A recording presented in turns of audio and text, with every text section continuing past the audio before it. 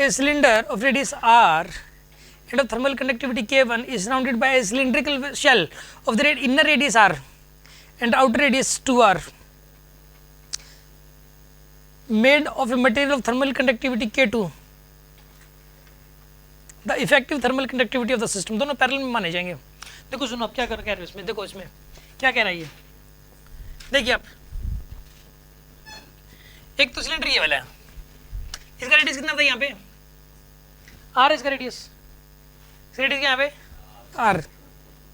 इसकी कंडक्टिविटी क्या बताइए, क्या बना इसकी कंडक्टिविटी, समझ रहे बात को। और एक रेडियस और है, एक और है सिलेंडर, ऐसे इसके ऊपर चढ़ा दिया आपने,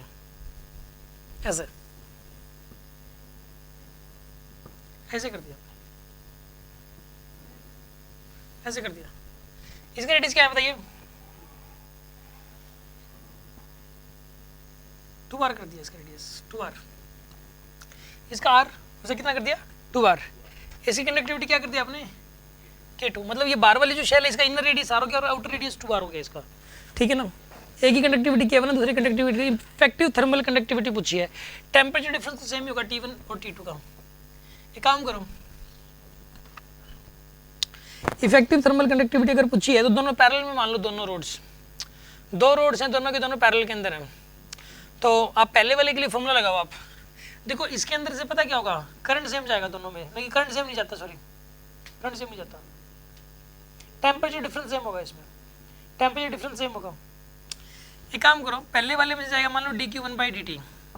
इसमें अंदर वाले में से, तो यहाँ पे हो जाएगा कंडक्टिविटी K1, एरिया ए की वैल्यू लिखो πr², एरिया कितना लिखोगे बताइए πr², इंटू में T1 माइनस T2, पाई में लेंथ होगी इसकी L, लेंथ L होगी, उसकी लेंथ, दूसरे की लेंथ भी L ही होगी। dq2/dt की वैल्यू बताओ कितनी हो जाएगी, dq2/dt की वैल्यू कितनी हो जाएगी बताइए, K2 इंटू में पाई इंटू में 2r का स्क्वायर इंटू में T1 माइनस T2 बाय में L, ये हो जाएगा आपके पास, पाई इंटू 2r का स्क्वायर आएगा यहाँ पे, r की जगह क्या आ जाएगा यहाँ पे 2r,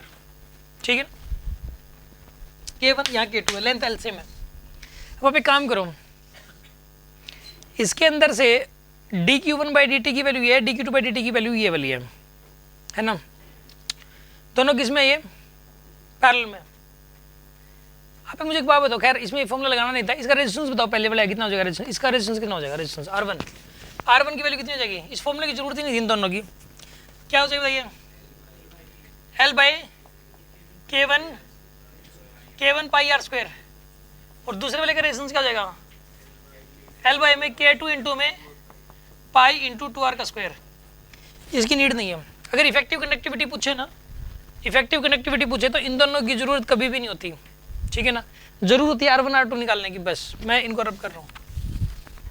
चाहे सीरीज या पैरेलल कॉम्बिनेशन कुछ भी पूछ ले, क्या इफेक्टिव अगर पूछ ले तो ये नहीं लगाना पड़ता। अब आप एक काम करो, 1/r effective is equals to 1/r1 plus 1/r2, ये पैरेलल में है, ठीक है। 1/r इफेक्टिव,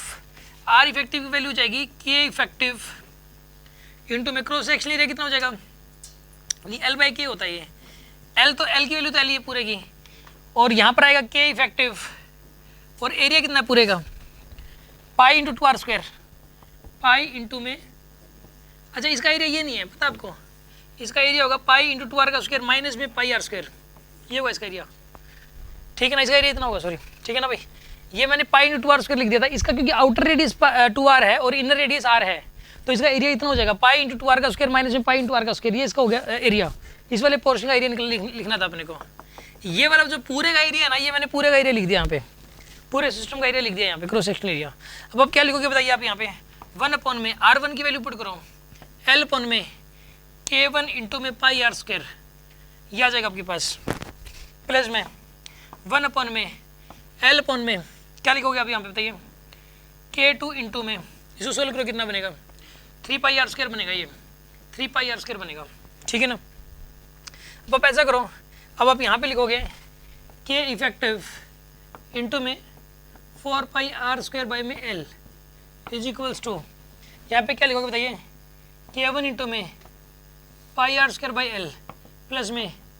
K2 इंटू में 3πr² बाई में L, ये आ जाएगा आपके पास। एल से एल गया कि नहीं गया बताइए आप, पाई आर स्क्वायर से पाई आर स्क्वायर गया कि नहीं गया बताइए। यहाँ पे के इफेक्टिव 4 इंटू के इफेक्टिव की वैल्यू कितनी आएगी बताइए, K1 प्लस में 3K2 या जाएगा आपके पास, तो के इफेक्टिव कितना बन गया आपके पास, K1 प्लस में 3K2 डिवाइड बाई 4, ये आंसर आएगा आपके पास। आंसर मैच कर रहा होगा ये, कोई डाउट है किसी के मन में, दोबारा बताऊं क्या।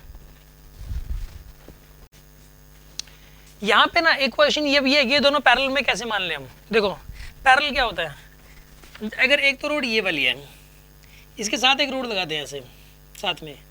ठीक है, और दोनों का टेम्परेचर डिफरेंस सेम है, ये ऐसे ये टेम्परेचर डिफरेंस सेम है, यहाँ T1 है टेम्परेचर, यहाँ पे क्या है T2, ये दोनों पैरेलल में है, मानते हो ना। अगर इन दोनों को आपस में टच करवा दें तो भी क्या रहेगा, पैरेलल में रहेगा। अब इनको टच करवा दें और एक दूसरे के ऊपर फैल जाएंगे, जैसे कि ये तो है ही, ये बड़ा इसके ऊपर फैल जाए चारों तरफ, फिर भी क्या, फिर भी पैरेलल में रहेंगे। मतलब इसमें मतलब सिचुएशन तो तब सीरीज कॉम्बिनेशन तो वो होता है ना जब एक के बाद एक जुड़े हुए हों ऐसे, तो ये पैरेलल ही होगा, ठीक है, समझ आ गई बात आपको। और वैसे भी पैरेलल कॉम्बिनेशन की पहचान ये है कि टेम्परेचर डिफरेंस सेम होना चाहिए, मतलब इसके जो दोनों एंड्स हैं, इसका एंड और वो बाहर वाले का जो एंड है वो T1 पे है, और इसका ये वाला एंड और इसका ये वाला एंड T2 पे है। मतलब अगर दो एंड हैं जिनका मतलब एक लेफ्ट वाला एंड दोनों का एक कॉमन टेम्परेचर पे है और दोनों का राइट वाला एंड भी कॉमन टेम्परेचर पे है, तो ऐसे केस के अंदर यानी टेम्परेचर डिफरेंस सेम हो गया, और टेम्परेचर डिफरेंस सेम होने का मतलब ये हुआ कि दोनों पैरेलल में कनेक्टेड है। समझ आ गई बात आपको।